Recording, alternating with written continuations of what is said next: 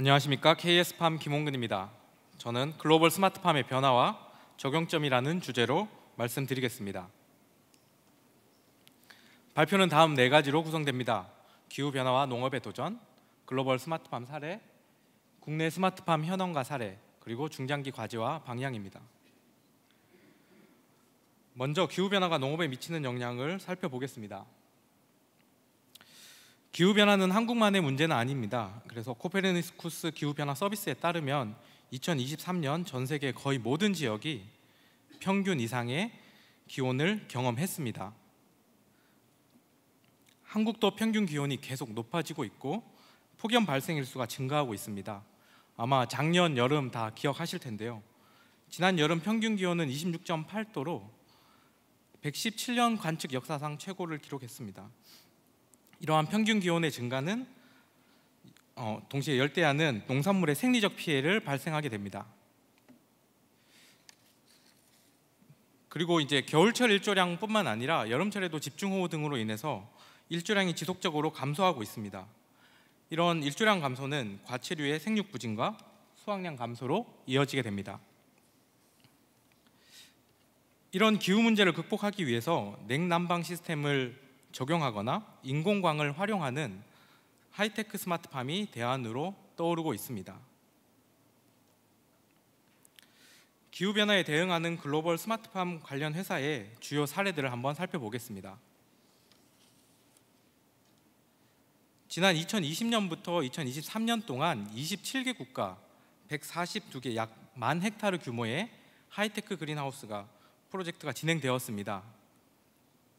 주요 작물로는 토마토, 파프리카, 오이 등이 있고 이 중에서 토마토가 48%로 가장 많았습니다.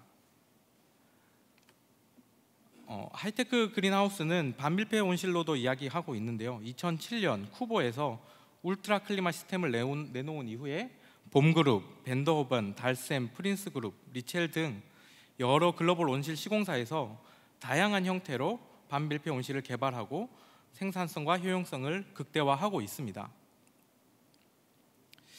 예를 들어 퓨어 하베스트는 UAE와 사우디아라비아의 약 10헥타 규모의 반밀폐 유리 온실을 구축해서 토마토, 베리류 그리고 엽채류를 연중 생산하고 있습니다.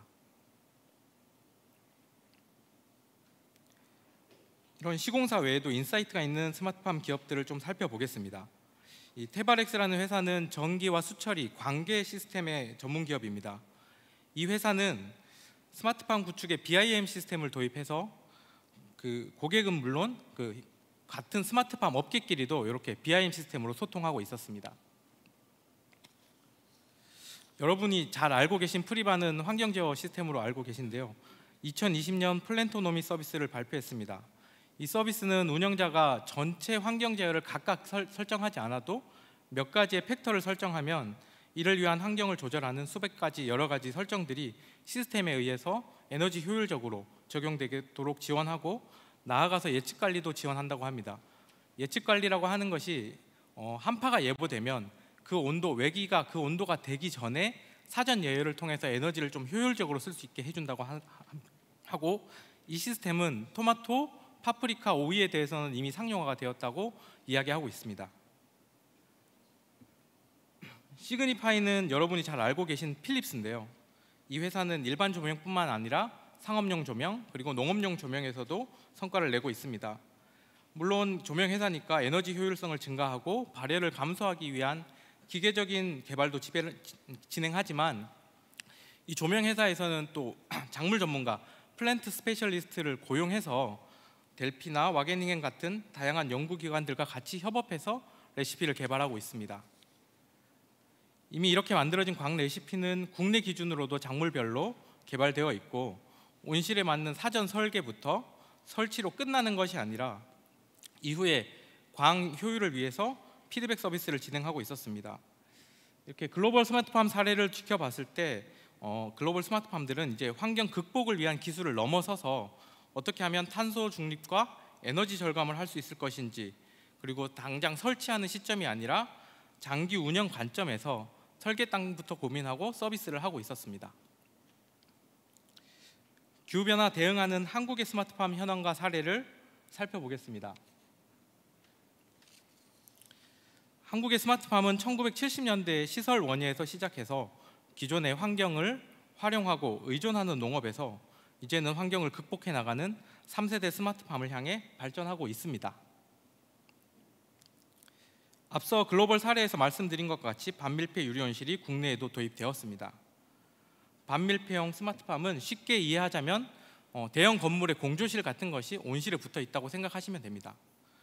이를 통해서 여름에는 냉방을, 겨울에는 난방을 조금 더 효율적으로 할 수 있게 되고, 목포대학교에서 발표한 그 논문에 따르면 여름철 고온기에 플라스틱 온실은 내부 최고 온도가 39.1도일 때 반밀폐 온실은 최고 온도를 29.5도로 유지할 수 있었습니다.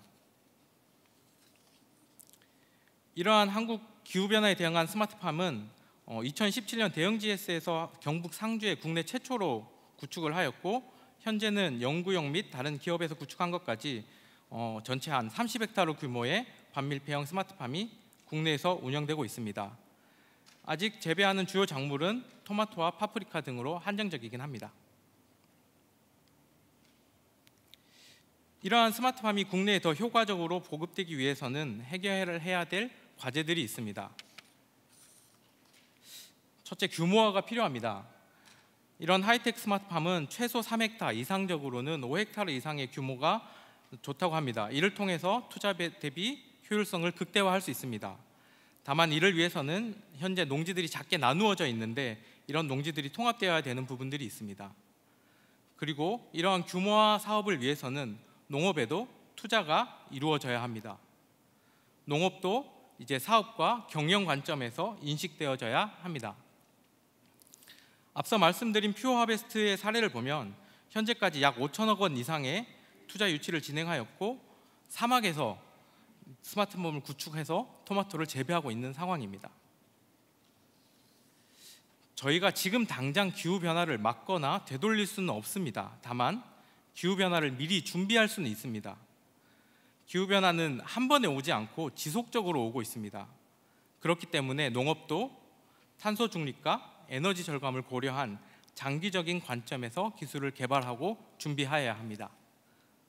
네, 이상입니다. 감사합니다.